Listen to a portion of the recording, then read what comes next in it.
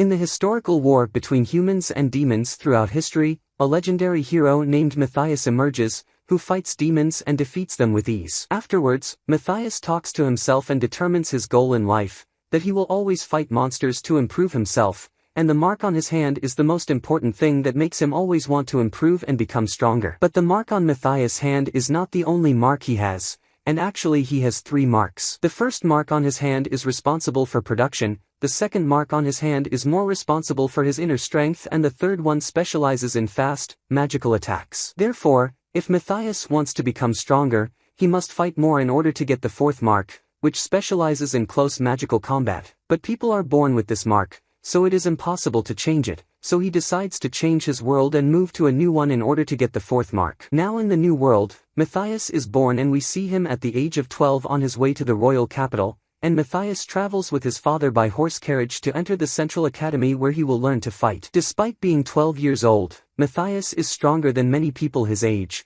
so he can take the academy's exams from a young age. Matthias tells his father that he is excited to enter the academy and gain more strength, but his father tells him to be patient and not to get too excited even if he is strong. Matthias is talking to his father about the royal capital, when all of a sudden he tells his father that there's a huge monster nearby. His father doesn't care and laughs at him, saying, "You must mean the legendary monsters that don't appear around here." But all of a sudden a huge mythical beast appears in front of them and cuts them off, and Matthias' father is terrified and thinks the beast is a skeleton. Matthias attacks it with a sword and easily disposes of it, then he gets back on the carriage and tells his father to continue on their way, because Matthias has a power that makes him double his body size and can attack huge monsters and dispose of them easily. He arrives in the royal capital and realizes that it is very different from the city he grew up in. As he walks through the streets looking at the new buildings, he hears a girl yelling at someone in some building, asking him to make her a new sword because her companion's sword broke. Matthias enters the house and realizes it is a blacksmith's workshop, and the blacksmith tells the girl to calm down and not to raise her voice and he will make her what she wants. She apologizes and says that her friend was protecting her from a huge monster and her sword broke while she was fighting it. The blacksmith says, "I can't make a magic sword like the one with your companion, but he can make a strong sword without magic." Matthias realizes that the blacksmith makes very powerful swords, but none of them have magical powers. The girl screams and tells the blacksmith that he must act and make a new magical sword, especially since her companion is going to take the academy exam the next day. But the blacksmith insists on his opinion and says, "You can go to another place that will make you a magic sword." The girl gets nervous and says that normal swords are too heavy and you can't control them easily. Suddenly they hear the voice of Matthias offering to use his magic and make them the magic sword they want. The blacksmith says, "I understand that you want to show off in front of her, but you shouldn't say you can do something you can't do." Matthias says that the 4th mark he has is still weak, but he can use it to do the magic they want. And before the blacksmith says any word, the girl interrupts him, gives him a magic stone, buys a powerful sword from him, and decides to rely on Matthias and let him try his magic on her. The girl introduces herself to Matthias and says that her name is Alma Labush, and that she left home because she didn't want to marry someone her father forced her to marry. He also introduces himself and says, "My name is Matthias Held, but you can call me Mate." Alma's friend Luri arrives and asks, "What did you do at the blacksmith's?" Alma introduces her to Matthias and tells her he's going to make them a magic sword. Matthias takes the sword from the blacksmith, puts a magic stone in it, does a steel cutter spell with a stamina spell, and turns it into a magic sword in 1 second. He hands the sword to Luri and says, "You can try it now." Luri brings the sword closer to the table and it splits in half without any effort, and they are all surprised at the level of magic that makes the sword so powerful, and how Matthias was able to do it so quickly. He tells them that it was no effort and that it was just ordinary magic. The next day it's time for the practical test that determines if the students are accepted into the academy or not. The test measures the students' swordsmanship and magical abilities. Luri is surprised that Matthias is taking the test with them, and Alma leaves after the tactics test is over,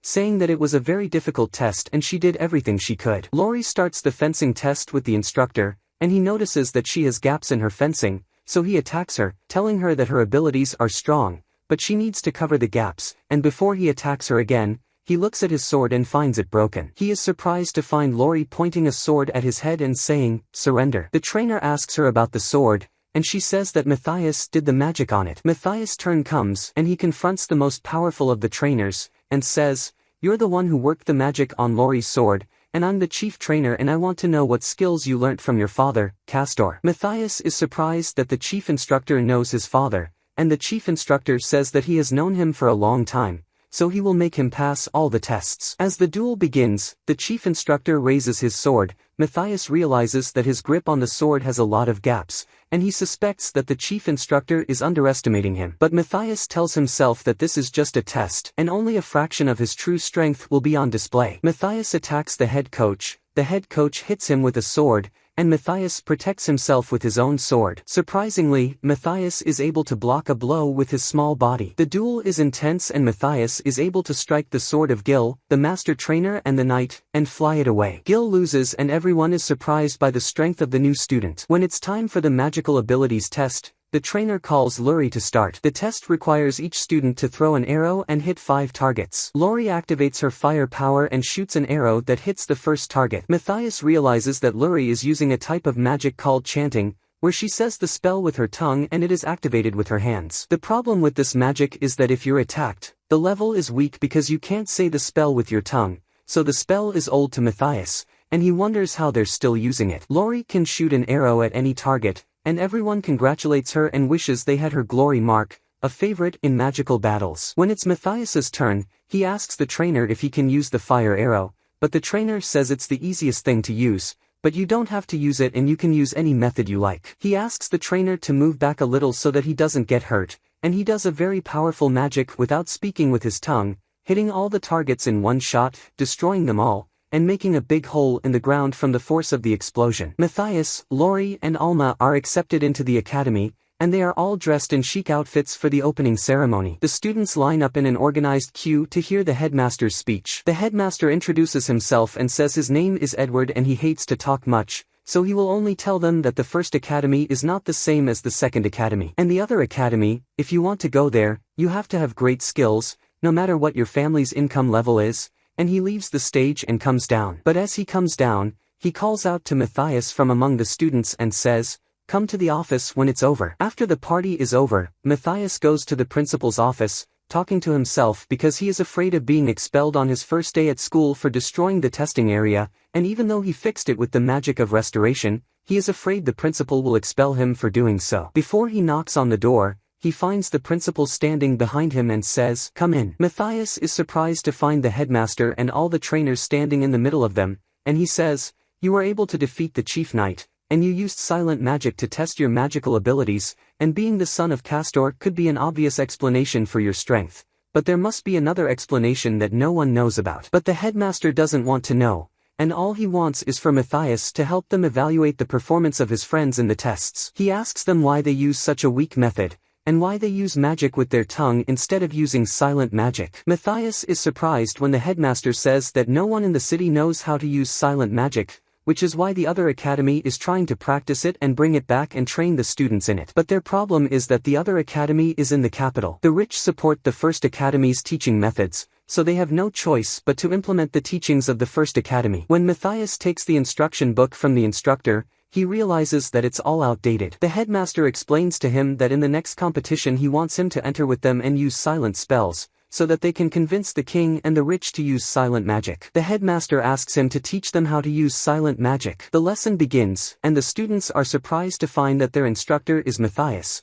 and the instructor asks him to show them a demonstration of silent magic. He flies into the air and shoots fire out of his hand, hitting all the targets without blowing his horn. But the coach tells them that it's not Matthias who uses silent magic, and gives a signal to the coach next to him. He shoots fire with his sword, but the fire only hits one target. The trainer tells them that he trained one day in silent magic with Matthias, yet he has reached the level he is at now. The lesson begins and the students all try the silent magic, and Alma is very happy that she was able to use it once and goes to tell Matthias. Matthias goes to check Lori's level and finds that her magic power is gone, and Lori realizes that Matthias has the ability to transfer magical power to anyone just by holding his hand. A month later, Matthias is able to teach the students silent magic, and on the day of the competition, the whole school gathers in a large square to watch the students compete. Lori wishes they hadn't chosen one of the magic chosen in the competition as well. Matthias asks her who they are, and learns that they are a group of powerful leaders from the first academy. Every time the other academy is about to win the competition,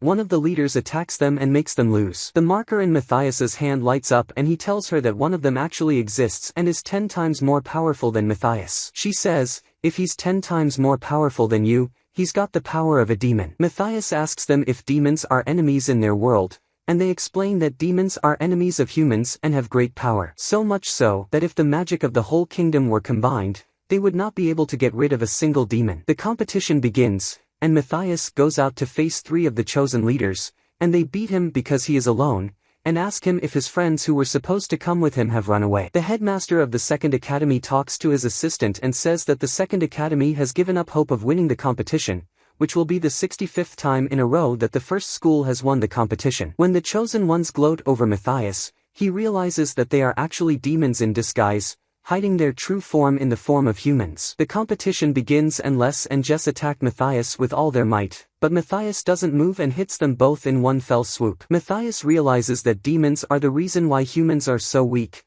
and they are the reason why humans no longer use silent magic. He attacks the next chosen one and they duel with great force, until Matthias uses a spell that destroys the devil's spell and hits him with a sword, causing him to revert back to his true form as a devil with wings. Everyone is surprised to find out that Devils was actually a demon and that the other academy had been using him all along to cheat the first academy. The headmaster of the second academy stands in the middle of the crowd and asks the guards to call the royal palace to inform them of what happened. Before the demon flies off and tries to escape, Matthias hits him with his sword, but his sword breaks, and the headmaster can't believe he can get rid of a demon so easily. Matthias remembers his memories of the other world when his name was Jaius and he was able to defeat all the demons easily. After Matthias moved to the new world to take the 4th mark, his name in the new world became Matthias and his family was named Held. He began to explore the new world, and was surprised to find that the most powerful mark in the world was described as the weakest and undervalued, and the spell-casting techniques were weak and no one knew how to use them. In the competition arena,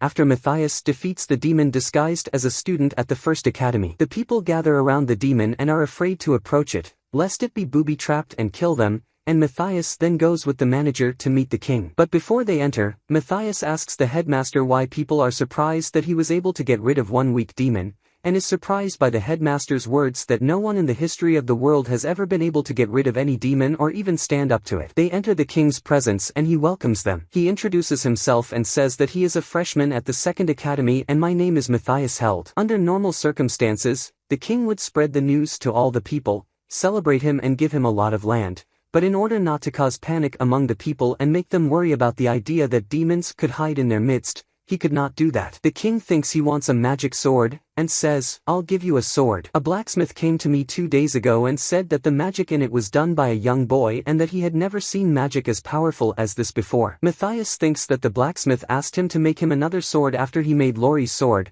which is what the king is talking about. But the king realizes that he doesn't like the gift and asks if there's anything he has in mind. He asks the king for the right to use Jamis in the kingdom. Jamis is worth more than gold, and in the world he used to live in, kingdoms have gone to war over Jamis. But since the magic in this world is weak, they don't know anything about the value of Jamis. The king agrees and gives him the right to use the Jamis in the kingdom as he wishes. After the king grants Matthias's wish, he asks his opinion on an important matter, saying that the 4 students of the magical chosen have suddenly disappeared, including Erhart, the last leader of the Mages Guild. We know that the chosen ones first appeared 600 years ago, which means that for 600 years, demons have been infiltrating the kingdom. And in the ancient world of Matthias, the demons were on the verge of extinction, but after Matthias died, some of the demons must have infiltrated the human world and spread false magical information in order to weaken human magic and control them. The king asks him, since you were able to eliminate a demon, will the danger of demons be lessened in the coming period? But Matthias surprises him that the danger will increase even more,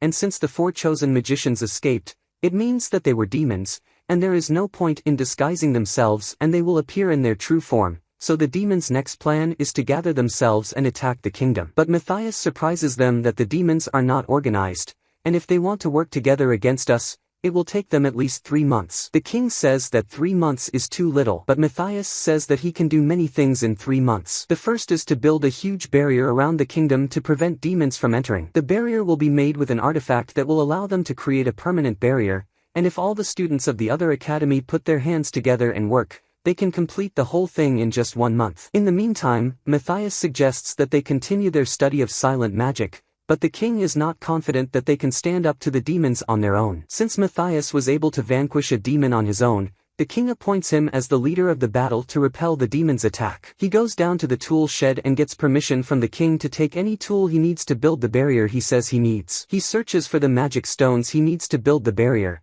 and if he can't find them, he has to use Deus instead. Matthias spots a powerful sword, and the guard tells him that they found it in an old ruined house, but unfortunately no one knows how to use it yet. Matthias reaches for it and realizes that he made the sword himself in his old world. The sword is made of a material harder than eureka, a material suitable for the barrier to be strong. He also took a chain that he had made that could amplify his experience points. The next day, Matthias returns to the academy and is pleased with the performance of his classmates who have improved in silent magic. He meets Lori and Alma and they tell him that they heard he wants to build a barrier around the city. He tells them that he's going to go round to the Deus to get the amount of material he needs to build the barrier. He offers them to go with him, but Alma says she can't go with him because she can't fight as well with a sword as she can with arrows, and arrows are weak in hand-to-hand combat. But Matthias teaches her a new spell that doubles the power of the arrows and makes them fast enough to go head-to-head. The three of them start looking for the demons, and Lori is surprised to find that there are demons underneath the academy. He tells her that the monsters are under the academy, but they are low level, and if they kill them,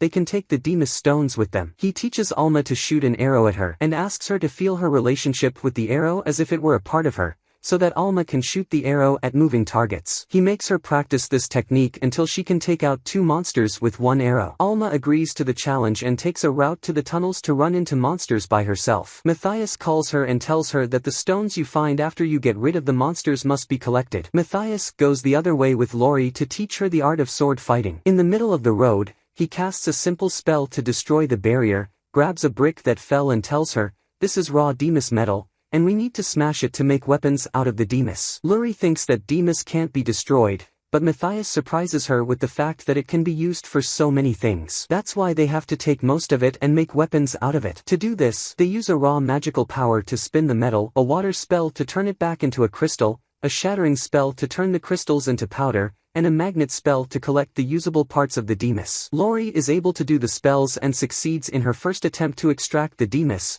and Matthias teaches her how to make weapons out of them. Alma is able to hit 3 monsters with 1 arrow and comes back to meet them only to find that Lori has learned to enchant the sword, and hits the monster with the sword and destroys it. The 3 of them go on their way to defeat the monsters, and Matthias's necklace increases their strength and allows them to defeat any monster that stands in front of them. But on the 10th level, they are surprised by a huge dog standing in front of them, and Matthias warns them about it because it's fiercer than all the monsters they've beaten along the way. Matthias thinks to intervene and help them, but Alma is able to shoot 2 arrows at the beast from different directions, and Lori is able to distract the beast to give Alma a chance to hit it, and they work together as a team. Matthias tells them that it will take time until they find another monster to fight, so they have to set up a camp where they can stay until a new monster appears. He teaches them how to make a camp, and the way he does it is by fusing a magical stone with his magical power and turning it into a camp that protects them from monsters. But Matthias leaves them in the camp and continues to work his way through the next level to find the adamantite that will help him build the barrier. Alma is surprised that Matthias is going down to the 25th level,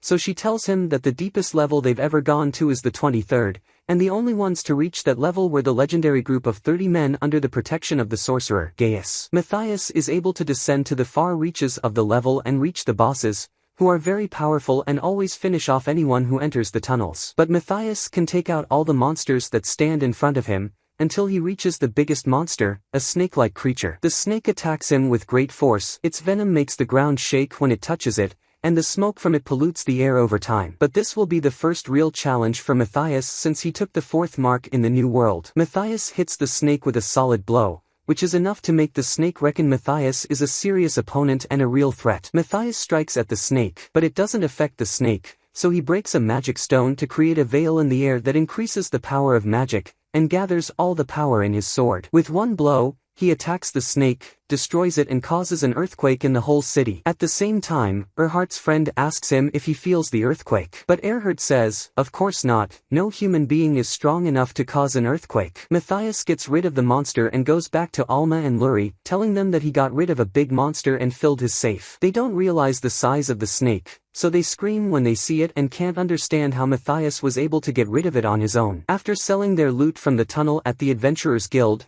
they realize that everyone is staring at them. Lori asks the clerk there why, and she says that most of the students at the new academy are now monster hunters and are much more advanced than the first, so they've become very attractive to everyone, especially the junior high school students. Of course, this is due to the training that Matthias provides, which increases the level and strength of the students all the time. The employee asks, "How can I help you?" And Alma says, "We have Demus tools to sell," which is strange to the employee because Demus are not allowed for many people to earn them unless they have a royal order and a very strong level of power. What's even stranger to the employee is that Matthias, who has the sign of failure, is able to earn and sell the Demus. Suddenly he opens a magical portal and takes out a huge snake and asks the clerk, "How much is this snake worth?" Of course, the employee is terrified and faints at the look of the snake, and can't believe that Matthias was able to get rid of it on his own. But what the employee doesn't understand is the storage spell in which the snake was stored, and she says that she has heard about the spell many times, but she never imagined it was real. This was strange to Luri and Alma until they saw it with Matthias. It's not just the snake that Matthias can store, but also a large magical stone that he gained after he got rid of the snake. But for Matthias, it's not big enough, and he tells them that he's gained bigger stones before, especially since he needs a much bigger stone to make the barrier. The employee prices Matthias's items and gives him 750 gold coins, which is a very large sum of money. Matthias divides the money evenly, giving Alma 250 and Luri 250, and he takes the other 250. But Alma says, "You were able to collect the loot on your own, so you should take all the gold on your own." This comes as a surprise to Matthias because he has never worked with a team before and has always worked on his own. Suddenly Matthias says, "We have to go back to the academy right away." They ask him why, and he says there's a magical aura walking towards the second academy, which means 2 demons are going to attack it right now. We see the demon Ashriel and his companion heading towards the academy to avenge the devil's death, but they enter the academy, underestimating the humans and acting like they are going to get rid of Matthias easily and walk away. He tells Lori and Alma that they have a demon that is stronger than devils and a demon that is weaker, and he will take the strong one and let them play with the weak one. The two of them are terrified and ask him how they can face a demon, but Matthias assures them that their current level can face demons. The demons prepare to cast a spell from the air before they attack, but suddenly Matthias attacks with a preemptive strike, but Ashriel is able to block it. Even though they are not powerful, they are still demons and have more power than humans, so Matthew needs more support. Ashriel hits him with the power of fire, and since his magic is low, he uses their blows to protect himself, and reverses the blow back to Ashriel's side. But he still needs a stronger strategy to fight them, so he pretends to run away, but the demons run after him and get close to Alma, so Alma hits the demon Dishriel with a magical arrow that weakens his strength and slows him down. Dishriel orders him to deal with the girls, and Matthias follows him, and Matthias's initial mission is successful and he is able to separate them from each other. The demon casts a spell that is too big for Matthias to reverse,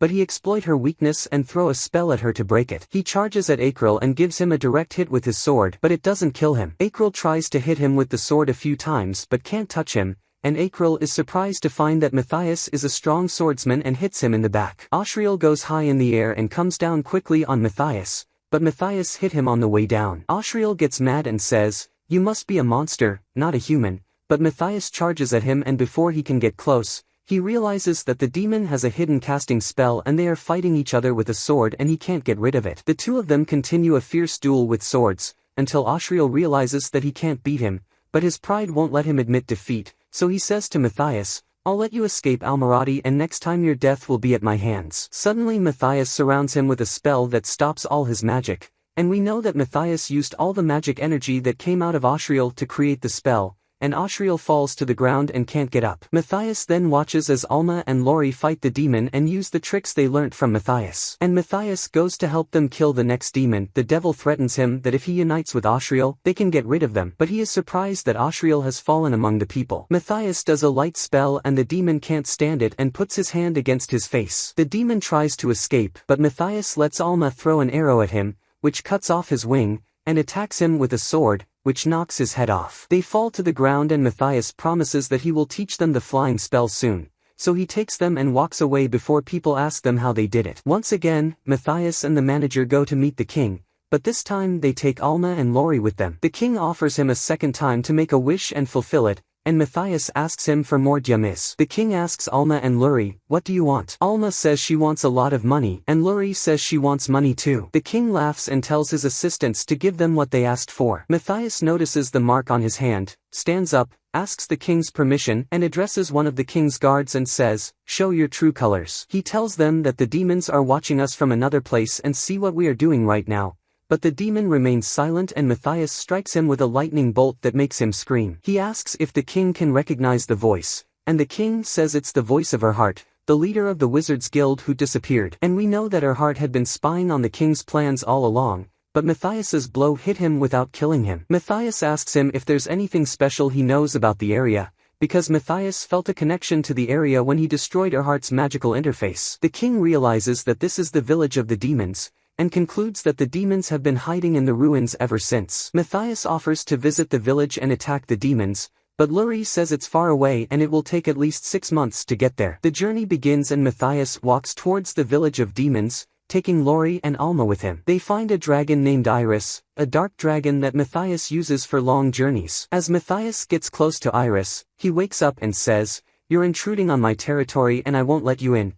But I'll let you go back in peace or I'll kill you if you take one more step." Matthias doesn't care and comes closer to him and says, "You don't remember me until now." The dragon does a spell and Matthias can easily hit it. Matthias thinks to the dragon himself and says, "I am Gaius, the one who confronted you before in the other world, and now this is his new form in the world." Matthias assures him that he is not coming to harm him, but wants to get him on his back to the demon village in order to get rid of them. The dragon agrees, but tells Matthias that his wing was severed, and tells him that after he died in the old world, a magical reactor exploded in the human kingdom. The explosion caused other magical reactors to explode, and the humans were sent back to the Stone Age. But Matthias uses the fourth mark to repair the dragon's wing and says, "You can fly again, just like before." Alma and Luri can't believe they're riding on the back of a dragon and can even talk to it. Luri talks to Alma and tells her that the things they have heard about in legends, especially with the sage Gaius and the sage Ruder, and they don't know that Gaius is Matthias and Ruder is his friend. Matthias orders the dragon to fly at 500 kilometers per hour and never goes faster than that so that his wings don't get cut off. Matthias arrives at the demon village, and the demon guarding the watchtower is surprised to find Matthias flying at him and splitting him in half. He senses the same magical signal coming from the village that he felt when he was in the palace. He realizes that there are 2 demons in the village, one of them is Erhart, the leader of the Wizards Guild who escaped and can be defeated, and the other is a demon even more powerful than Archer. But Matthias has regained all his strength and can fight him. Suddenly he hears Alma and Luri screaming, and is surprised to find Iris coming down near him, and after as he comes down, she apologizes that she hasn't been flying for a long time ago and forgot how to land. He checks on Alma and Luri and finds them dazed and unable to stand up, but not injured. He then tells them the plan and performs a telepathy spell that allows them to talk to each other without sound, which will help them in combat and will not let the enemy know their plans. Matthias gives them a spell to cast magic, and asks Luri to keep it. When they arrive at the palace, they are surprised to find it empty, but Matthias informs them that the demons have activated the invisibility spell so that no one can see them. Luri uses the spell she got from Matthias and is able to see the demon in the corner of the room, but the other demon is invisible. Matthias casts a spell that stops his invisibility spell, and when the demon appears, Alma points her arrow at it. They notice that the demon doesn't move, so they suspect it almost doesn't know they're seeing it. Luri hits him with the arrow and he dodges it first, but the arrow goes around the back of his head and into the center of his brain. But even though the demon was using a powerful cloaking spell, Matthias's strength showed, and the demon couldn't believe it. The devil laughs and says, "You must not be the real Matthias, because the real Matthias is in the castle and there is no way he can come to the village in one day." He attacks him, and Matthias meets him with a sword and orders Alma to hit him with arrows. The devil laughs at them because the arrows don't affect him, and he tries to hit Matthias, but Matthias can't touch him because he's too fast, and Matthias doesn't try to hit him back. Suddenly the devil feels that his body is weakened and unable to move because of the magic in the arrows, and the devil persists to not lose the battle and still thinks that this is not the real Matthias. He uses a spell called Misfortune and doubles his size and turns into a very large demon, and this is his last attempt to put all his magical energy before he dies. The demon tries to catch them, only to find that they have disappeared from his hands, and Matthias laughs at him and says, "You believe that we are afraid of them and will run away? It's just a disguise spell you are using, trying to give us the illusion of your huge size, but in reality you are just as weak. Alma hits him with an arrow in the center of his brain and takes him out. Alma and Lori finish the mission, after they have defeated Erhardt, and have to go out and wait with Iris until Matthias gets rid of the other demon and lets them go. He goes outside the palace and blows the first magic stone that gathers the magical power of the ocean, then blows the second magic stone that gathers a large number of monsters, and finally blows the third magic stone to force any demon in the air to appear in its true form. The demon appears in its true form, and they don't expect Matthias to recognize its true form. And we know that Erhardt called Matthias a monster from what he had heard about him. But Matthias says, "I'm not a monster, and you're forcing me to use forced methods to get rid of you." The demon challenges him and tells him to prepare to die because his level is different from Erhardt's, and Matthias laughs at him and says, "Try to beat me if you know how." The devil starts attacking Matthias, who is feeling his pulse and receiving all his blows to find out his level of strength to finish the fight. Suddenly the devil hits him with a spell that cuts off his arm, and asks him, "Where is the confidence you had all those years ago?" The devil approaches him and says, "Choose a way to die." Suddenly we know that he used a healing spell before he entered the battle, and through the wound he was able to fully analyze the demon's strength, and now he knows all the weaknesses he can attack him from. Despite all the demon's attempts to injure Matthias again, he cannot touch him or scratch any part of his body. He laughs and says, "I let you cut my hand at my whim, but you have no choice but to surrender to death." The demon suspects that he used the same poison that he used on Erhardt. He activates the hyper magic circle, which is similar to the bad luck spell used by Erhardt, but more sophisticated, so he can't kill him as easily as Erhardt. But Matthias uses a spell that negates the demon's spell, and he returns to his normal size after being so huge. To the surprise of the demon, since no one has ever been able to cancel the spell before, he decides to use a spell that turns him into a fog so that Matthias can't see him. Even though the spell can only be used by the demon, Matthias can use it as a countermeasure, because he knew all of the demon's spells when he let it cut his arm off. The devil is an open book for Matthias, and the spell that Matthias casts on him, which the devil thought was poison, begins to work,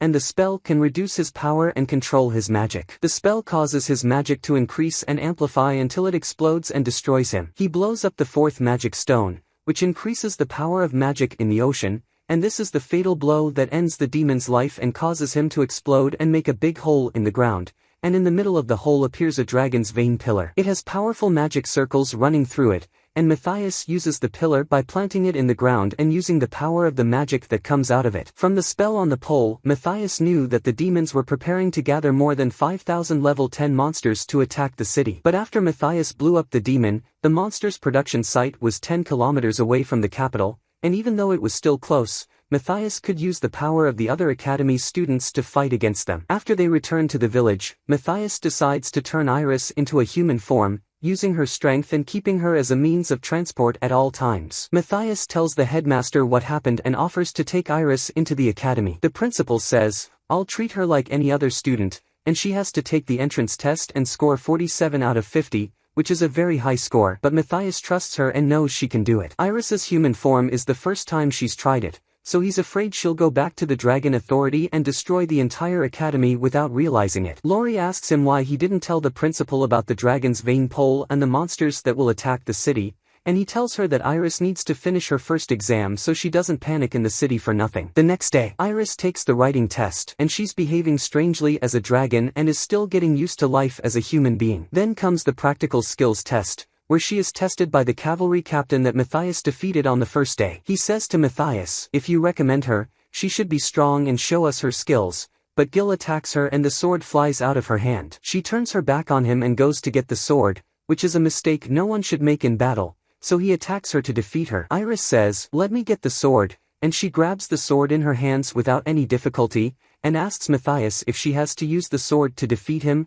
or can she just hit him without a sword. Iris throws the sword and it flies through the air and crashes into the tower. Her sword gets bent, and the manager is surprised by her strength and doesn't believe she is an ordinary girl. The next test is archery. Iris realizes that the targets are small, so she activates her magic and shoots back at Matthias, the principal, Lori and Alma. But Matthias catches up with them and does a protection spell before the magic explodes and kills them. She tries her luck again, but this time makes a bigger explosion in the air, so she decides to use Matthias's spell and throws the spell to blow up the whole place. She goes back to the boss and says, "I was able to hit all the targets, but I accidentally blew up the place. This is Iris's last successful test and she is accepted into the academy and becomes a student. After one day, Matthias and the principal come down to check on the work and see if the students can make enough bricks to make the barrier. Matthias learns from the principal that the number of students with the glory mark who can make bricks is low, so the production is low. Also, most of the students with the mark of glory are in the first academy, and understanding between the first and second academy is always difficult, and they have never agreed on anything, and if they ask for their help, it will be difficult and most likely they will not agree. But since the current circumstances are critical and there is no room for competition and animosity, the headmaster asks the king to intervene and convince the first academy to help the second academy. The king orders the headmaster of the first academy to go and meet the headmaster of the second academy and they come to an understanding, and the headmaster of the first academy is mad because he is supposed to stay in his place and the headmaster of the second academy to go to him, not the other way around. But the head of the second academy says that it's the king's orders, and the situation we're in doesn't allow for enmity because we need to create a barrier to keep the demons out. The headmaster of the other academy asks him to give him the students with the mark of glory to help them. But the head of the first academy refuses because he can't put his hand in the hands of a weak academy. He tells the principal of the second academy that he was able to win him in the last competition, and he says, that's because demons interfered in the competition. The headmaster of the first academy is embarrassed when the headmaster of the second academy says that the demons interfered on your side. Matthias offers to start the competition again, but the competition will be between human beings and each other, and the one who loses will have to do what the winner wants. Of course, the headmaster of the first academy agrees, but only on the condition that Matthias does not participate, and before the headmaster of the second academy responds, Matthias agrees. The competition will be repeated 2 days later at the same place as last time. 2 days later the competition is organized, and the principal of the second academy notices that the students of the first academy have prepared with all the energy they have to make amends for what happened last time. Matthias's plan is to send Iris away if he senses danger, but what he sees is that there are no demons among the students, so there is no reason for Iris to participate. The headmaster of the academy tells them that they have the best students in the academy, and no matter what they do, they can't beat them. On the other hand, the first academy only accepts 5 students to compete. The referee signals the start, and the students of the second academy, with minimal effort, beat all the students of the first academy. The principal is mad and can't believe that his students can be beaten so easily. The referee declares the second academy the winner, and Matthias tells the manager, 5 was too many for you, we should have had fewer. But the principal refuses to acknowledge the result and accuses the students of being monsters, so Matthias asks him how can I prove otherwise. He points his finger at Iris and says, let her come down and compete and see how she's doing. Iris says, I don't have a weapon, but Matthias gives her a sword, which makes the director of the first academy reassure that it is a weak, non-magical sword with no power to help her. The first time Iris grabs the sword, it feels like plastic in her hand. Suddenly the headmaster of the second academy yells, the king ordered us to teach students silent magic, and you are still teaching them magic with their tongue, to which the headmaster replies, this is our customs and traditions, and I will not change them even if the king orders us to do so. Before he can justify his words, the king orders his guards to arrest him. The king gives orders to the students of the first academy and tells them, from here on, you will work with the students of the second academy and learn silent magic. After the competition, Matthias, Lori, Alma and Iris go to get a magic stone from the tunnel that is 60 centimeters long,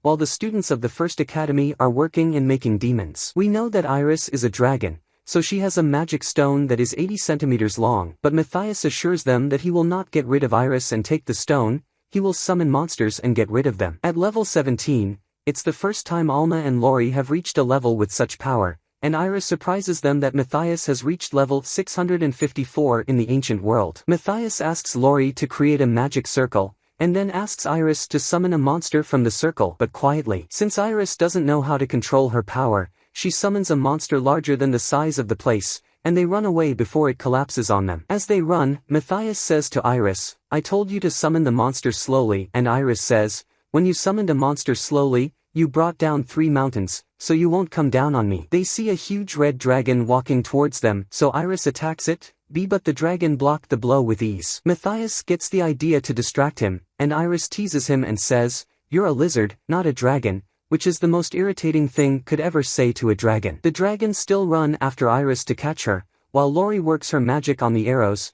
Alma hits him with many arrows, and Matthias makes many magic circles in the place to increase the effect of the arrows on the dragon. But the dragon's skin is too dry for small arrows, and the poisons don't affect them, so Matthias thinks to return Iris to her dragon form and fight, but that will take time. He decides to let Iris provoke him and distract him so that he can hit her with his strongest power, and he takes that power and hits him with an explosive force. And that's exactly what happens. The dragon explodes, and they get the magic stone they wanted. Matthias offers Iris to join their team, and she agrees and joins them. The next day, Matthias breaks the training ground so that Iris can get used to her human form and be able to move her legs quickly. Alma and Iris start training, and Iris has to try to escape and Alma has to try to hit her with a sword. On the other hand, Lori is given the task of making a weapon, and Matthias gives her the task of making a personalized sword for him. He teaches her how to make a sword from 8 spells to give it a unique power. After Matthias's sword is finished, she starts making another sword for herself. When it's time to test the weapon, Lori starts with her sword and cuts through the rock,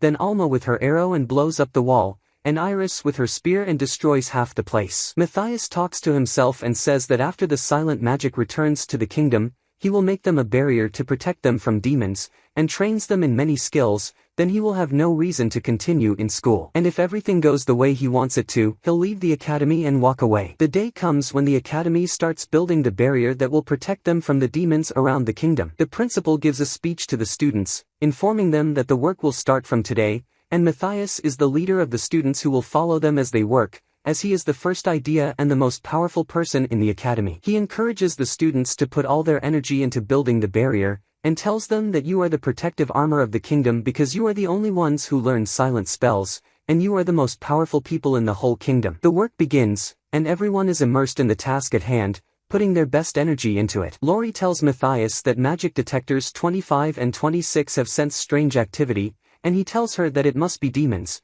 and that they might have figured out our plan. But even if they know the plan, we can't easily detect them, so it's very likely that the spell the magic detectors spotted is a demonic transport spell called the Magical Road. Matthias assigns them the task of getting rid of it, so they run through the forest until they reach the magic road of the demons. They take Matthias's word that when the gap gets bigger, it means the demons are attacking, so they have to close it quickly before the demons attack. They do what Matthias told them to do to close the gap, and the way to do it is for Lori to use the magic arrows she does for Alma, but Matthias lets her make the decision on her own, telling her, "I taught you most of the things you need to know, but it's time for you to rely on yourself." Lori comes up with an idea to do a new spell on the magic arrows, and they realize that the hole is getting bigger and a demon is coming out of it. Alma goes after it and hits it with an arrow to get rid of it. Another demon comes out, but the arrow doesn't affect it, and before she can hit it with another arrow, Lori goes after it and splits it in half with her sword. The gap closes, and Lori and Alma's mission is successful. Suddenly they recognize a second, larger gap in the capital and rush to catch up with it. The third girl with them realizes how powerful they are and sits on the ground, not believing that Matthias taught them until they were so powerful. They go back to Matthias to inform him of the new time gap in the capital, but Matthias, expecting this to happen,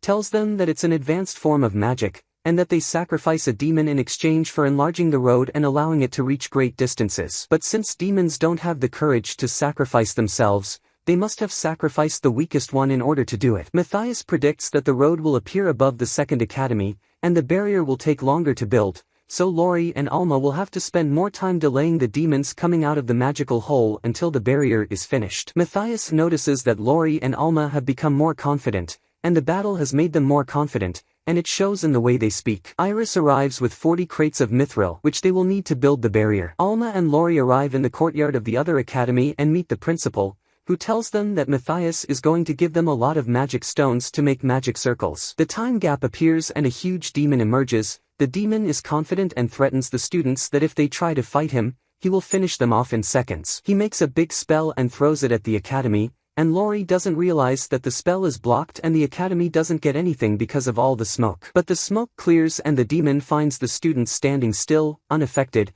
and the principal orders the students to strike with the fire, but the range is too short to reach the demon. Alma hits him with an arrow, but its speed is too slow to reach him and the demon is able to catch the arrow and break it. The demon attacks with a bigger spell than before, and the students block the spell with more effort, trying to buy time until Lori makes a stronger magic sword to get rid of the demon. But Lori fails to make the sword, and although she was able to make it before when Matthias was with her, she can't make it now by herself. She looks at her colleagues and realizes that if she fails again, the devil will get rid of them, so she decides not to disappoint Matthias's trust in her and uses her magic to the fullest, making a very powerful magic sword and giving it to Alma. Alma throws the sword at the demon, but unfortunately the demon is able to dodge it, so Alma moves it with her magic and spins it around and enters the demon's back to finish it off. Suddenly a second demon appears and tells them, "You were able to defeat the demon Belmas because he was alone.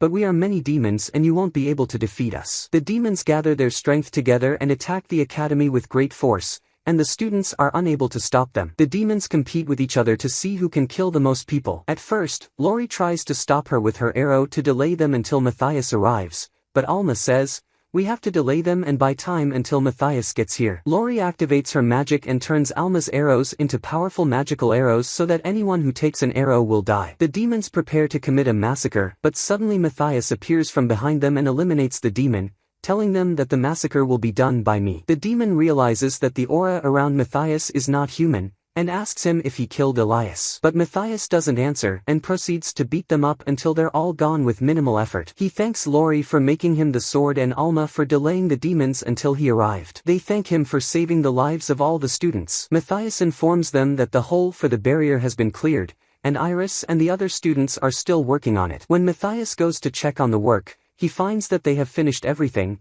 and the only thing left is the magic stone he has with him to make the barrier. Matthias places the stone and a very powerful light comes out from the center of the barrier and surrounds the whole city, and it has great protection from demons that cannot penetrate it. Lori says that the mission is finally complete, and she senses a strong magical energy coming from the barrier, but Iris surprises her that the energy is coming from the monsters in the dragon's vein, and the monsters have the spell that the demons made to summon them. He emphasizes that the power of the monsters and the power of the demons that they summoned entered the dragon's vein and made the barrier stronger and stronger. So the demons mobilize more monsters to try and break through the barrier. The principal and the students get ready to fight the monsters with all their might, and the monsters attack them in large numbers. Matthias lays traps and explosives on the road, and the students are much better at beating up the monsters. Matthias, Lori, and Alma are watching them from the castle, watching the battle unfold. Suddenly, the headmaster orders his students to retreat, but Matthias arrives with Lori, Alma, and Iris and supports them so they don't retreat. Iris is surprised when Matthias throws her at one of the monsters and kills it, and the second monster is hit by Alma's magic arrow and kills it and the third monster. He realizes that fighting in a team is much stronger and better than fighting alone, so he saves his energy for the stronger monsters that only he can defeat. He comes across a very powerful monster called the Void Eater, who swallows all the monsters around him and uses their power to transform into something much more terrifying and powerful. It's the first time Matthias has dealt with this monster, and Alma says, "We have to catch it before it gets too big and swallows all the monsters around it." But Matthias says, "No, we won't let it go until it swallows all the monsters in the area, and then they'll get rid of it all at once to save time." Iris realizes he's trying to swallow her as well because she's a dragon, but Matthias says we have to help him swallow all the monsters and get rid of him quickly. He hands Lori a magic paper and asks her to make it into a magic stone and throw it at the monster. Matthias throws more magic cards at it to make it form in a way that he can attack it. The monster becomes a huge and terrifying looking beast after it gathers all the power of the monsters in the area. Although Matthias's magical power is reduced, he has a memory that allows him to know how to attack monsters even when he is weak. He orders Iris to shoot the monster in the leg. Lori and Alma don't stop him with arrows, and he attacks it with a sword. Matthias realizes that the best way to defeat a monster of this size is to make it even more nervous. He prefers to hit him in non-lethal places such as his legs and eyes, but notices that his legs regenerate after being nearly cut off. But Matthias continues to attack him with magic stones, letting the blows hit him all over his body until the monster falls to the ground. He flies up in the air and lands a devastating blow that snaps its neck. But Matthias realizes that the monster's composition is strange, and the dragon's vein needs more Diamiz, which is not available in the city, so he decides to go out into the kingdom, find Diamiz, and come back. But the truth is that Matthias wants to leave after completing his mission in the kingdom. The headmaster understands what's going on in Matthias's head without him saying it, so he offers to stay with them on a special scholarship, because his presence in their midst will help the school develop further. When he stays with them, the academy and the kingdom will intervene on his behalf and solve it,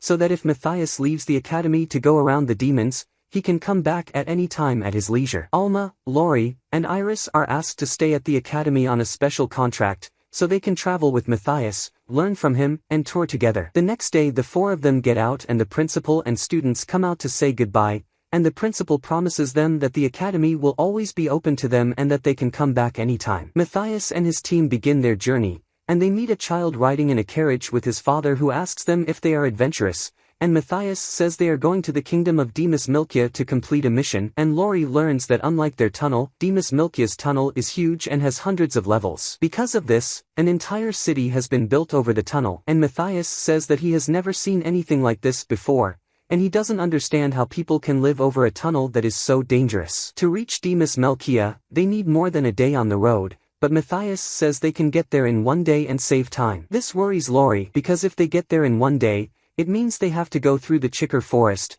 which is full of monsters, and rumor has it that there is a smart monsters unlike the stupid monsters. But that doesn't scare Matthias, on the contrary, it makes him curious and makes him insist on traveling the entire route in one day. After they enter the forest, Lori shows signs of fear of what might happen to them, and after a long walk, they sit down to rest and have lunch. Matthias goes out to hunt for something to eat, but as he runs through the forest, he notices that the monsters have strong magical energy, and they run in an orderly fashion, not randomly like the monsters he's used to. He realizes that there is a monster that controls them and makes them move around the forest at his whim, and that it must be the intelligent monster that Lori said he was. Lori and Alma hear a loud thud and think that the monster has finished Matthias off, but they are surprised to find that the monster has been finished off. And Matthias comes back to them with the monster in his hand, saying that he expected something much bigger and is disappointed that the monster is so weak. Then Matthias brings them another monster to eat, and the biggest surprise for Alma and Lori is that certain monsters can be eaten. Lori starts a fire and Iris brings plants from the forest to boil with the food. It's not long before the food is finished and Lori and Alma love the taste of the monsters,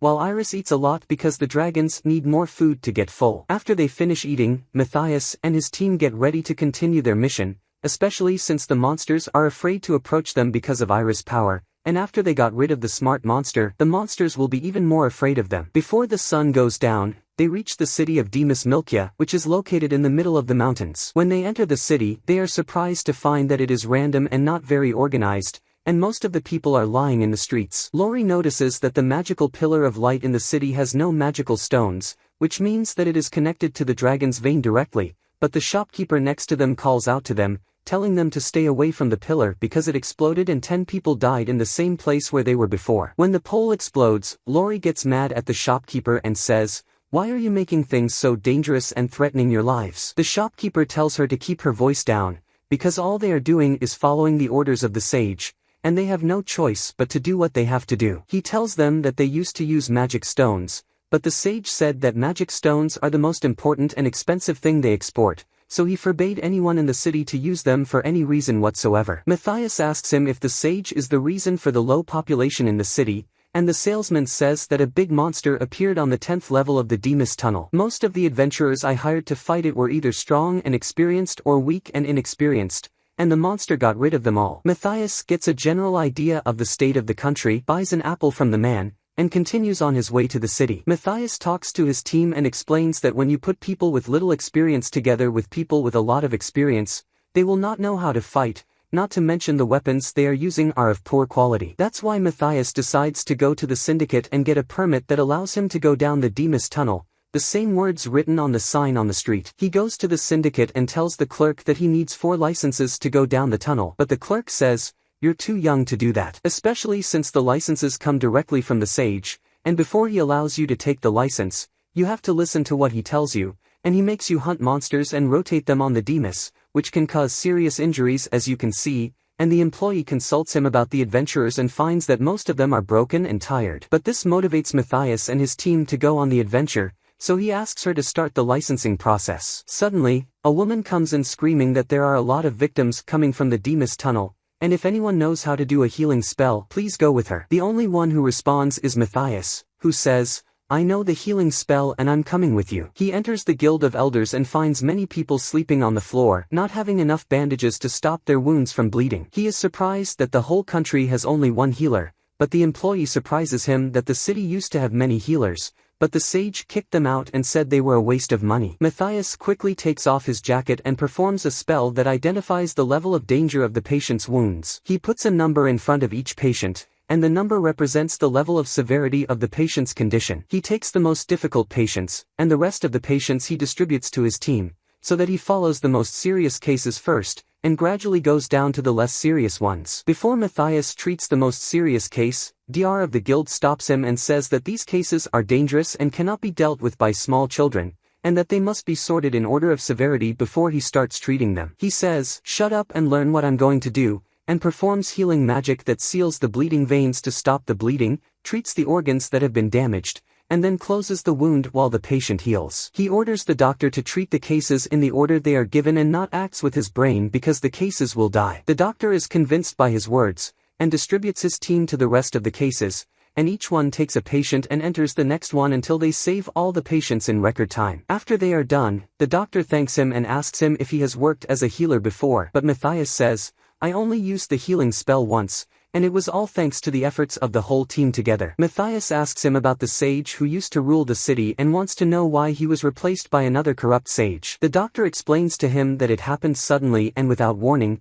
They heard that he died suddenly in his sleep, and no one had any idea how he died, except that they woke up the day they heard that he died. We know that the Jummis tunnels have always been dangerous even in the old world, and the idea of someone building a city on top of them is a strange thing that has never happened, but it can only happen with demonic planning. So Matthias expects that demons killed the last sage, and it is highly likely that the current sage is a demon rather than a human being. At the end of the day, Matthias and his team stay at a hotel, and Matthias sent a fake letter to the manager to deliver it to the king, and the real letter is hidden in the box in which it was sent, so that if it falls into the wrong hands, no one will discover it. Even though Matthias could go and deliver the letter himself, he thinks he can see the monster in the tunnels of Deus, and sends the letter by magic. The next day, Matthias and his team go to the huge gate of the Deus tunnel, but even though the gate is made of iron, it is too weak for Iris to open it easily. Matthias tells them to be prepared as they enter the tunnel and anticipate anything that might happen to them. An hour later, Matthias and his team return to the Adventurers Guild with the monster,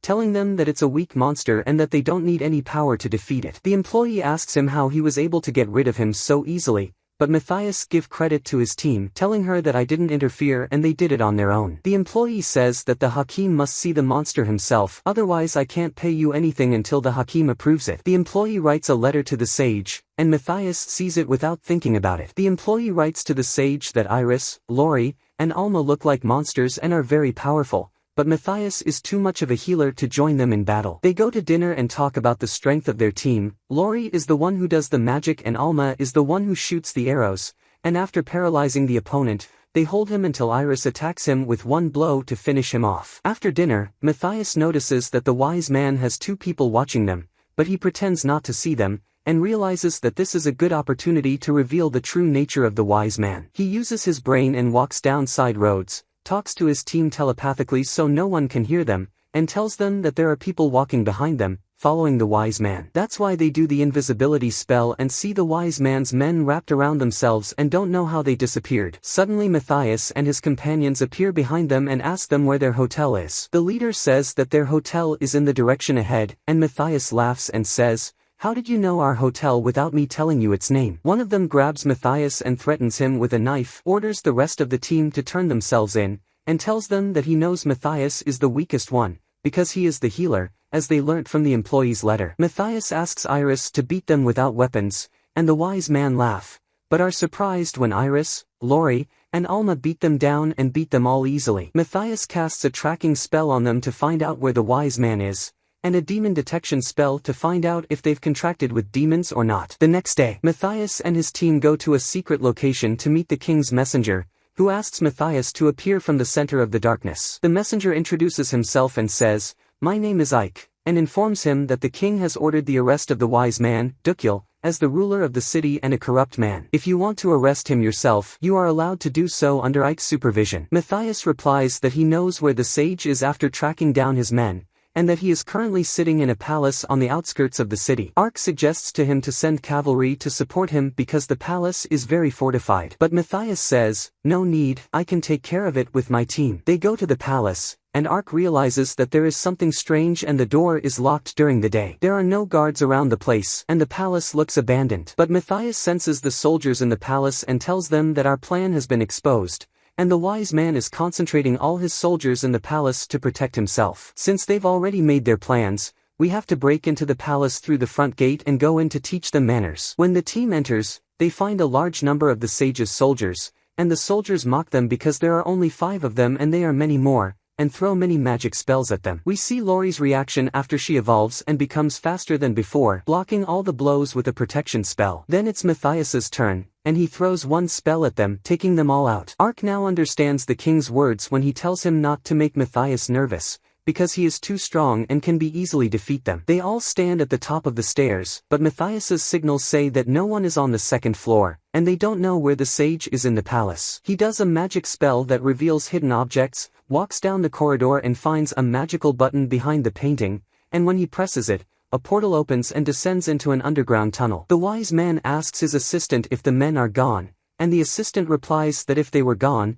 we would have heard their voices. But the wise man calculates a secret hiding place where he can escape even if they can't get rid of them. The wise man hears Matthias's voice saying, "You have a secret hiding place and you think you can escape from it," and the wise man thinks he is one of his soldiers. He says, "You sold people to get rid of me and you don't even know what I look like," and the wise man is surprised to realize that he is not one of his soldiers. Suddenly Matthias and his team are attacked by many soldiers, but he is able to finish them off with one blow. The wise man is surprised that Matthias has so much power, and all this time he thought he was a healer who didn't know how to fight. Ark captures Matthias, but threatens that if he is captured and given to the king, the city will be turned upside down. Ark then asks Matthias if he will return with him to the capital to meet the king, and Matthias says he will stay in the city for a while until he finds out how the wise man knew they would attack him before he got close to the palace. He shows them a partially burned letter saying that the king has ordered your arrest and has sent a messenger to carry out the mission and bring you back, and the letter has traces of magic on it,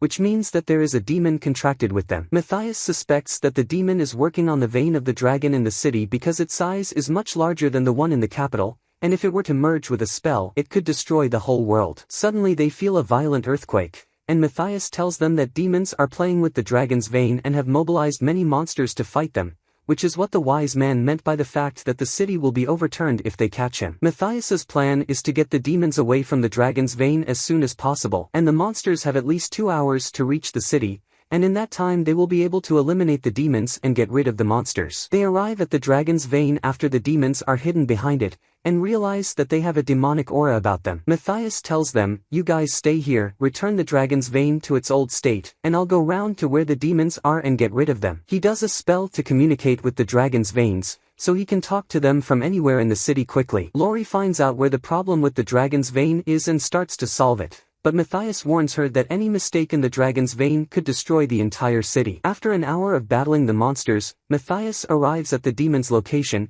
where he is working on the dragon vein control spell. He notices that the demon has fluctuations in his magical power. He suspects that he is communicating with someone else, and he does a listening spell to see what the demon is saying. He hears someone tell the demon that Matthias is not the one trying to deal with the dragon's vein, but Lori is, and although her level is low, it's working. He orders him to get rid of Matthias and then get rid of Lori, who is modifying the dragon's vein, but advises him not to underestimate Matthias's power and to fight him with all his might. Matthias realizes that there is a leader who is the one who moves the demon and gives him orders, and he has a great knowledge of the art of casting and dragon veins. Matthias starts to attack, but the demon easily blocks the blow, and he thinks about underestimating him, but the boss says he's trying you out, but don't underestimate him. He realizes that the demon can use spells and tactics against his 4th mark, which is why the demon's power is greater than all the other demons he's faced before. The boss orders him to confront Matthias from a distance and shoot him, because the 4th mark makes him strong in close encounters,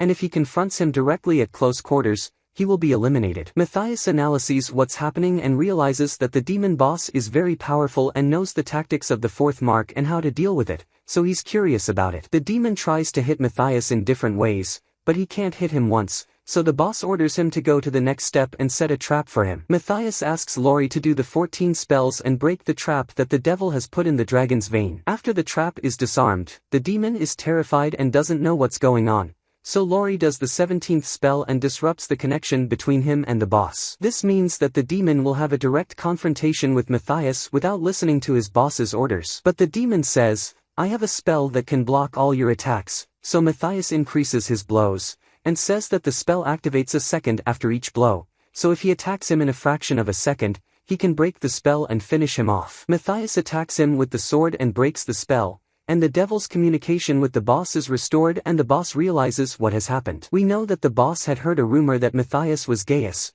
but after seeing his abilities, he was convinced. The boss tells the demon, if this is really Gaius standing in front of you, consider yourself dead. The demon performs a spell of misfortune, swells in size and strikes Matthias with fire, but Matthias is able to block all the blows, as his fourth mark and sword allow him to perform more than 4 spells at once. He hits the demon with a blow that severs its arm, and then a blow that severs its head and finishes it off. All the monsters that were going to wreak havoc on the city disappear, thanks to Lori fixing the problem with the dragon's vein. Matthias reassures his team, telling them that they only have one mission, and that's to find the boss who gave the instructions to the demon. Matthias does a spell to locate him and tells Lori to get the dragon's veins working again. Matthias is surprised that the boss has been listening in on all his communications with Lori, and says, "You can't know where I am." The boss asks him if he knows who he is, and Matthias realizes that the magic is coming from dozens of kilometers away, specifically from the village of Elena. But Matthias feels it's a bait and doesn't believe the boss is in Elena. Matthias tells him to prepare with his greatest strength so that he will know where he is one day and go to confront him, but the leader says, "When you know my location first, destroy the communication device in Elena." Matthias realizes this time that Level is stronger than anything he's ever faced before, which makes him even more motivated to confront him and curious to get there as soon as possible. Afterwards, Matthias stays up late discussing with his team how to reach the demon leader. Although the leader had cut off his communication with Elena, the transmission spell he used to call Matthias had the leader's signal on it. Matthias was able to record the signal in a magic stone, which seemed strange to Alma that someone could record a signal in a magic stone. Matthias surprises her even more by telling her that there is a tool from thousands of years ago that allows you to track the enemy through a magic stone, not just pick up his signal. If they can get their hands on this device, they can locate the leader and send him on his way. "How do you know how to use a tool that's been around for thousands of years?" Lori asks Matthias. He tries to hide his face so it doesn't look like he's not from this world. He says, "I learned it by accident," and changes the subject before telling them that he invented it. Luckily, Lori doesn't mind and asks him where the device is, and he shows her a map of the Rodinia Federation, and if they can get the king's help, they can get the bridge to the Federation faster. If they ask the director, he can help them, so they have to go back to the capital to ask the director and the king's opinion. The next day they return to the capital and go to the other academy only to find that it has disappeared. They continue on their way until they see a sign saying that the new academy is under construction. The principal arrives to greet them and Iris can't hold her tongue and says, "We've vanquished a very powerful demon in Demas City." The principal explains the renovations that are taking place at the new academy, making the walls stronger to withstand demon attacks. The students are currently taking their lessons at the first academy, while all the students are collaborating to build the walls. Then they enter the principal's office, where Matthias tells the principal what happened, and informs him that a demon leader was giving orders to the demon he was fighting, and that he obviously has a lot of experience. In order to get to him, they have to cross the borders of the Rodinia Federation. But even though the Rodinia Federation is a group of countries united together, there are evil countries that won't let them return. So Matthias asks the king if he can help them, and the king considers writing a telegram to the king asking for his help, especially when it comes to demons, as the king will support them strongly to get rid of them. Matthias, who likes to help with everything, tells the headmaster that he will help the students build the academy until the king approves the request. Under Matthias's supervision, he tells them that if we use mithril columns, they'll be stronger than iron. Lori teaches them the magic of construction, and Iris helps them lift heavy weights and deliver them to the construction site. The king authorizes them to set the border and make a recommendation to the Rhodinian Federation. They can easily cross the border once the guards see the king's recommendation, but unfortunately the problem is that the area where the device is located is off-limits to anyone who enters it. That's because the magical signals there are very strong, and they're afraid of a magical disaster, which means they can't get close to the area. The only solution is for them to raise their adventuring rank, and they have to reach rank A in order to enter. In order to become an adventurer, they must first go to the Adventurers Guild in Rodinia and take the training test. But Lori says it will cost us a lot of time, and we don't have time to waste, so he tells her that if we're late, we have to go to Plan B, which is to bring Irene back in the form of a huge dragon and let her cross over the area and do a dash in the city, so they can cross the border during the dash. After much discussion, they go to the Adventurers Guild and are greeted by the clerk who has heard of them. He knows that they want to enter the restricted area, but they must first enter from level C until they reach level A. But the employee promises to let them take the level A test all the way through. The content of level A is a mock battle with a guild supervisor which been chosen. Suddenly Jella walks in. The employee asks him, "What are you doing here?" And we realize that Jello is the proctor of the test. Matthias senses Jello's magical signal, which is so strong that it's almost as powerful as the devil, but he's actually a human being. Jello becomes famous in the city and is recognized as an adventurer who has reached level S, the highest level an adventurer can reach in the city. But the guild doesn't choose Jello to observe the test, so Jello tells them that the other observer ran away because he was afraid of Matthias, claiming he had a stomachache. Jello offers to take over and become the proctor,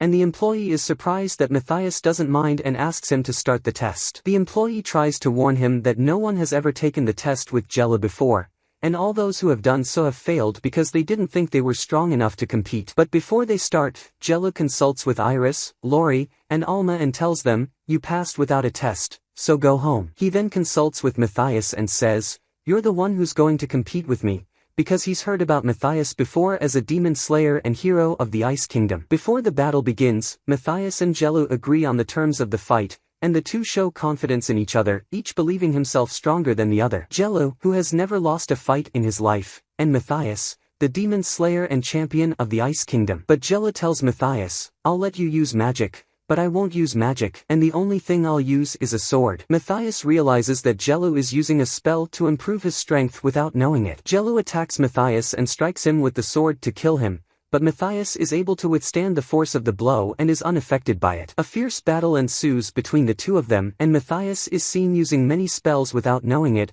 as if the spells are instinctive and something he was born with. In the audience, Alma and Lori are surprised that anyone can compete with Matthias, and the Adventurers Guild employee is even more surprised that anyone can stand up to Jello. During the battle, Jello's heartbeat increases, his magic increases, his strength increases, and it's the first time Jello has ever faced someone above his level and not been able to defeat him. Jello uses the same method of attack as Matthias after seeing it once, which means he has the power of observation and can learn quickly. Jello uses his strongest attack, the smoke fills the place and he thinks he can defeat Matthias, but Matthias appears from behind the smoke, attacks him with the sword, throws it around, puts the sword in front of Jello's face, and asks him if he wants to compete with him again, but Jello surrenders. The clerk declares Matthias the winner of the battle, and he can now take level A and enter the restricted area. Since this is the first time Jello has lost, he asks Matthias how he defeated him and how he can train until he is as strong as he is. Matthias gives him a book he's familiar with and says,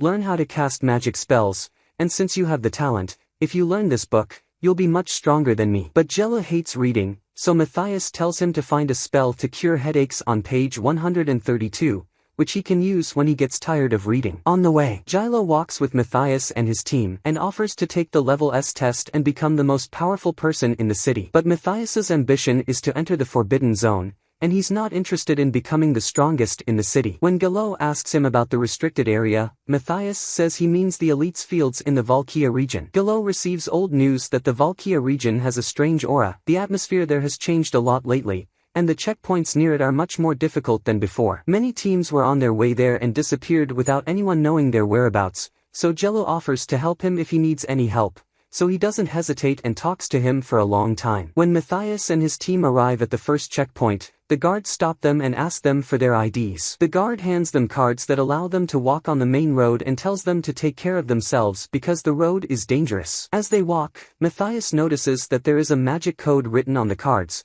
and on the card is written in invisible handwriting a warning to the point behind them that they are a group of 4 powerful and high-ranking adventurers with questionable motives, so deal with them as soon as you see them. But Matthias doesn't care as much about words as he does about coding, because only demons use that method. Even though the guards were human beings and not demons, if you want to set up a checkpoint, you have to have the local power to do so. And since this coding method is used by demons, the entire city of Valkia could be under the control of demons. Suddenly Matthias sees 4 people watching him from behind a hill and realizes they're coming to finish them off before they reach the city, so he takes Jello's word for it that there are teams that have disappeared and no one knows where they are yet, so all the teams must have been killed in this place. Iris's first thought is to get rid of them, but Matthias says that if we get rid of them here, we'll draw the attention of the others. So we have to put them into a deep sleep, and the plan is for Matthias and Iris to get their attention. Lori and Alma will go after them and take a magic device that will put the soldiers into a deep sleep. Matthias creates a spell that creates illusions and makes people see themselves over and over again. They throw arrows at him, but he is able to dodge them and break the rest with his sword. At the same time, Lori activates a magic device that emits a smoke that puts anyone who smells it to sleep. Unfortunately, Lori and Alma also smell the smoke and fall asleep. Matthias wakes them up with a magic spell,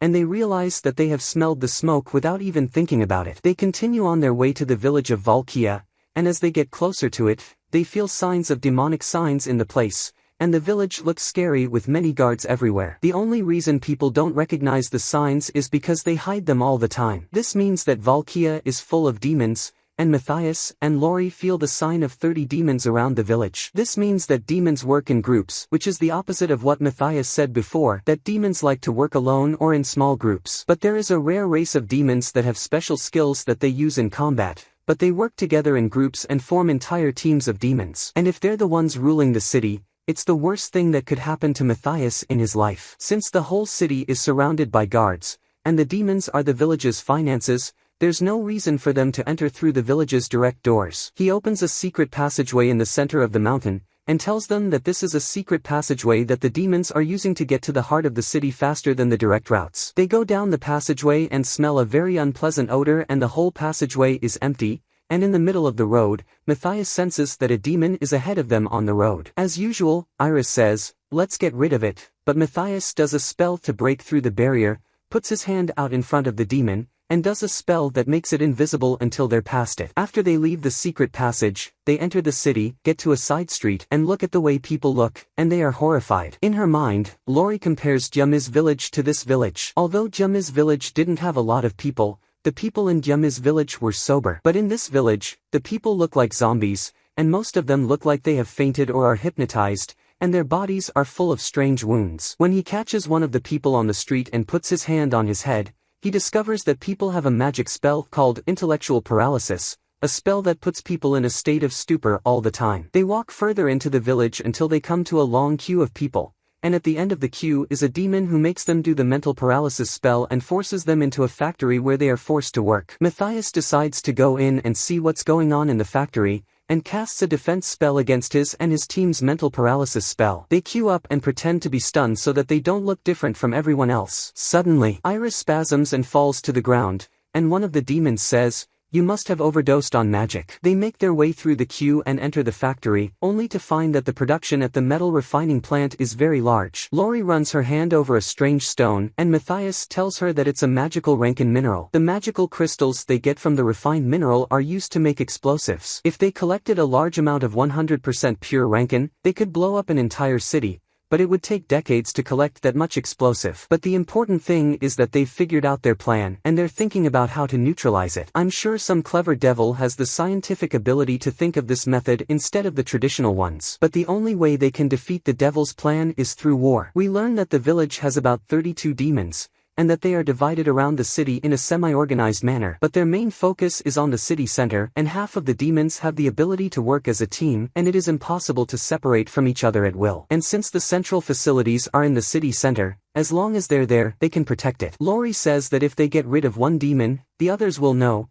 and Alma suggests that they fight them all at once. But Matthias says if we do that, they'll get rid of us, and the solution is to use their gathering against them. And at night, the demons see a huge magical signal in Area 51. Their leader tells them to locate the source of the signal and surround Area 51. The demons surround the area. They don't know what's in the area, but they must be trapped. Two of the demons find Iris in front of them, and before they can attack her, Matthias swings a sword at them from behind and finishes them off. The demons are surprised to find that Matthias and his team have set traps in the area and are eliminating them one by one. Matthias's plan is to use Iris's power to create a magical signal, and half of the demons will gather around her in groups. Iris's role is to keep them away from the city center and drag them to the outskirts and use them as bait, and Alma and Lori will distract the teams if they gather in groups. The idea is that half of the demons feel Iris and think they're fighting her alone and no one else. Alma grabs a magical stone mixed with an explosion spell and throws it at a demon flying over the houses, but it's not enough to defeat the demon, but it's perfect for distracting it until Matthias gets rid of it. But the demons try to regain their balance again and stand on the roofs of the houses and do a spotting spell, so they know where the traps are and where Matthias and his team are. But Matthias reduces the power of his and his team's magic and tells them to disappear, so they can't tell the difference between them and anyone else in the city. The demon commander doesn't understand how someone can enter a village and lay traps over large areas like this while being watched at all times. When he comes across a demon corpse with sword marks, not explosives, he realizes that someone is hiding and will attack them without them realizing. Matthias notices that the pattern of movement of the demons has changed, they all stay in their places and none of them run randomly, and they realize that there are no traps and the real trap is Matthias, who appears and disappears. Since the demons had already gathered and understood the plan against them, Matthias had no choice but to confront them directly. He kidnaps the other demons and tells them that since there are no traps and the only way to get rid of the demons is to use explosives, even if we set fire to half the city. Suddenly one of the standing demons is hit with a sword and dies on the spot, and the leader of the demons thinks that the one who hit him is Matthias, who made the plan and has been fighting them ever since. But the one who actually hit him is Jello, and he stands bravely in front of the demons with his sword. On the other hand, Matthias senses a strong magical signal, so he approaches it, and the signal comes out, revealing that Jello is there as he expected. Jello is surrounded by demons, so Matthias supports him and eliminates 2 demons, but there are only 4 demons left to eliminate. Jello goes head-to-head with the demon leader, but despite Jello's strength, the demon leader is much stronger than him and can shoot him in the arm. Jello engages in a fierce duel with him, showing that he has learnt many spells from the book of Matthias, but the demon in front of him is very strong and will beat him. But Jello tells Matthias, "Don't interfere, he'll build me up," and the demon uses the demon's powerful blow, and Jello uses the steel cutter spell. The two strike at each other, but fortunately Jello's strike is the one that knocks the demon to the ground. They all run at Jello as he lies on the ground, unable to move his body, not realizing that the demon is dead and his eyes are still open. The devil suddenly stands up and attacks Matthias with a sword, but Matthias catches up and protects himself before the devil hits him. The demon tells him that his reflexes are as impressive as ever, but promises that he will destroy the seal and return to the world to fight it, and the demon disappears into the dust. Matthias knows that someone used to use the demon's body, but the body couldn't withstand the power. The only person who could do that was the boss who controlled the demons in the village, and he must have been the one who wore the demon leader's body. Jello is still lying on the ground, unable to move, so Matthias does a healing spell and heals him. After they get rid of the demons in the village, the spell that was used to paralyze the villagers is gone, the villagers are able to regain consciousness, and the village is back to normal. Jello stands up to address the people and says, "I am the adventurer Jello, level S, and I rule the city under emergency rule." Iris asks him about the emergency law, and he says that if the ruler of a country is absent, dead, or kidnapped, any adventurer with level S can rule the village. Jello calls out to the people and asks them if anyone is the boss of the place, and one of them comes out and says,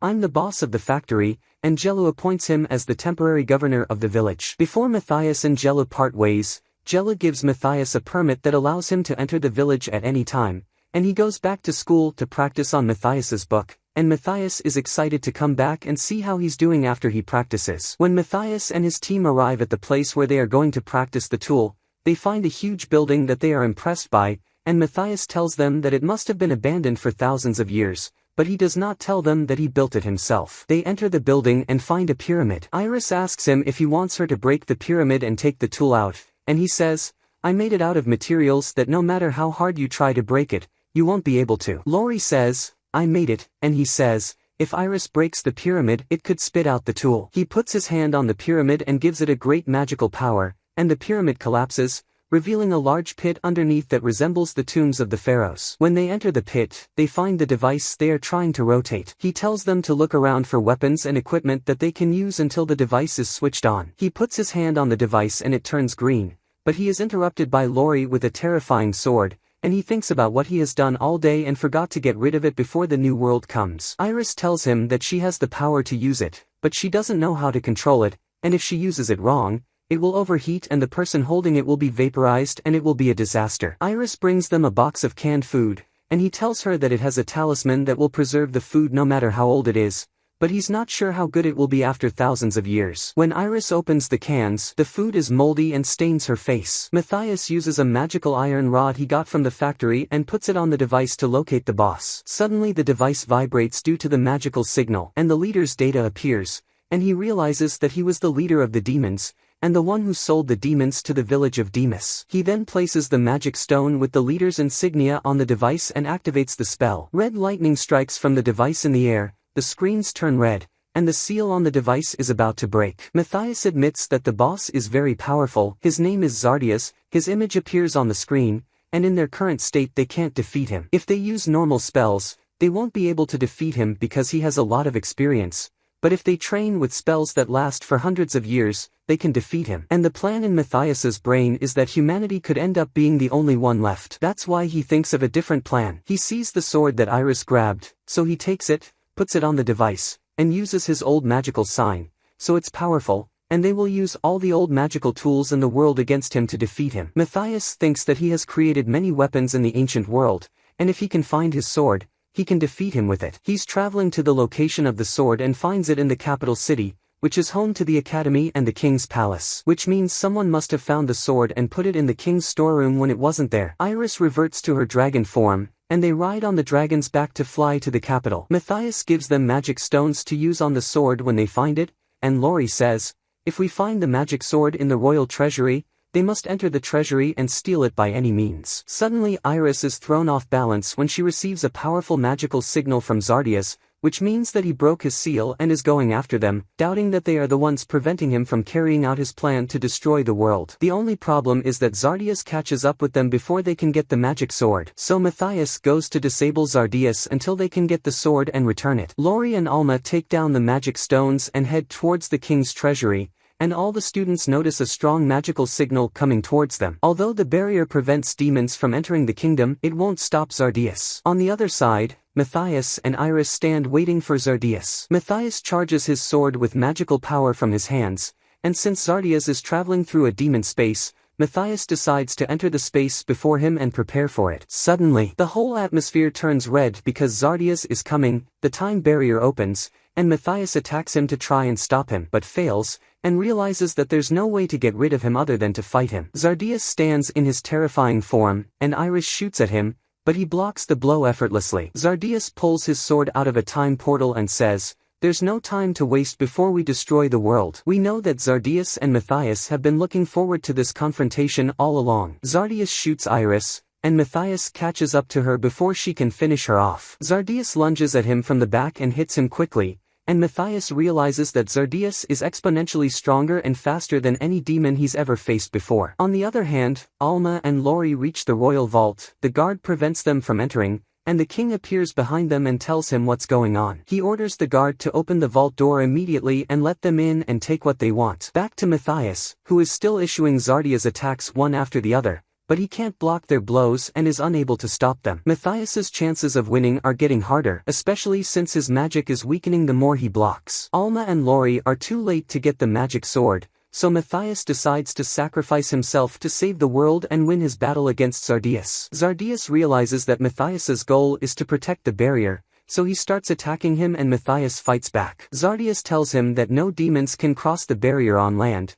but he has a demon in the air that will prevent Lori and Alma from reaching him with the sword. The demon will stand in front of Lori and Alma and cut them off after they find the sword and want to give it to Matthias. But they cooperate with each other and manage to defeat him and get rid of him. They are surprised to find another demon standing in front of them, threatening them with their mates and saying, "Bring the sword or I'll get rid of it." Matthias senses demonic magical signals from the barrier, and realizes that Zardas was the recruit of the two demons that took them out the first time in the capital. Zardas continues to hit the barricade, and provokes Matthias to bring out his full strength. He thinks about dying and going back to a new world and training more to defeat Zardas, but then he thinks of Lori's words and she motivates him to use his strength and win. He gathers his strength and attacks Zardas. On the other side, the students of the other academy arrive with the headmaster, and they untie their friend and attack the demon and tie him up. Lori and Alma run to deliver the magic sword to Matthias, who is still resisting Zardas to the best of his ability. Matthias transforms his old life energy into magical power so that he can face Zardas. Iris tries to fight back, but unfortunately,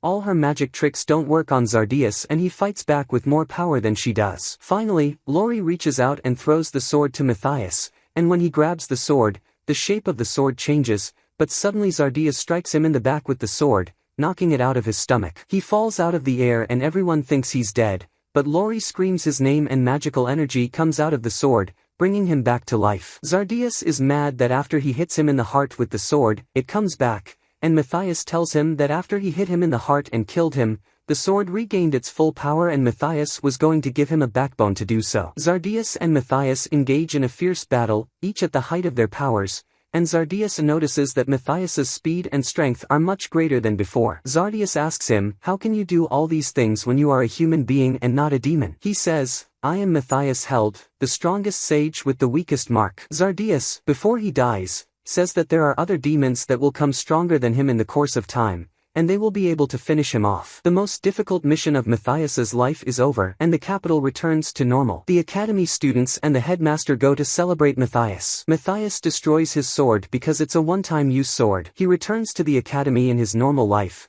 although he needs time to regain his full magical power. Matthias and his team, along with the headmaster, go to the king's palace and thank him for letting them enter his vault and take the sword with which Matthias saved the capital. The king thanks them for saving the capital and offers to grant them a wish. Matthias asks him to live the life of an adventurer, and he orders the guards to open the safe and let them take what they want. They enter the vault and are amazed by the weapons they find, but Matthias tells them that they are unnecessary and that I can teach you how to make them. Iris abandons all the weapons and goes in search of food. She is struck by a spear that Matthias once made out of adamant, and at the same time he made a bow out of the same material that he could give to Alma. She asks the guard about it and he says it was mine and we sold it for a cheap price. They go to the company and find out that it is the largest company in the city that collects scrap metal. They ask the salesman about the bow, and he tells them that he will sharpen the bow until he turns it into metal. Strangely enough, Matthias decides to buy all the metal he has, and thinks he can separate the metal from the alloyed materials,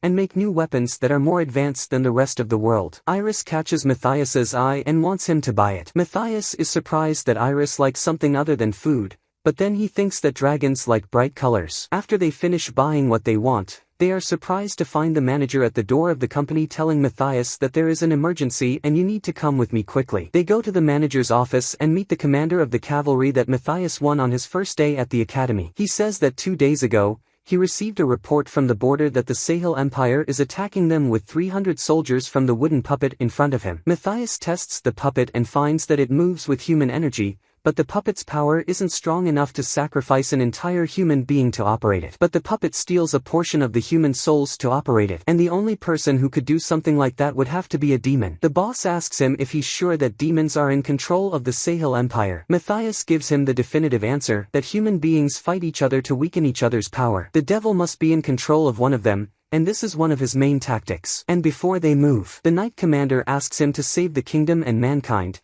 and to stand with them until they solve the problem. Matthias and his team head out on a mission to the Sahel Empire, and the director informs them that the 4th Squadron, as soon as it's ready, will get them there. Matthias thinks back to Zardia's words before he died, when he told him that other demons more powerful than himself would attack him, and that he must be prepared for them so that they don't succeed in their plan to destroy the world.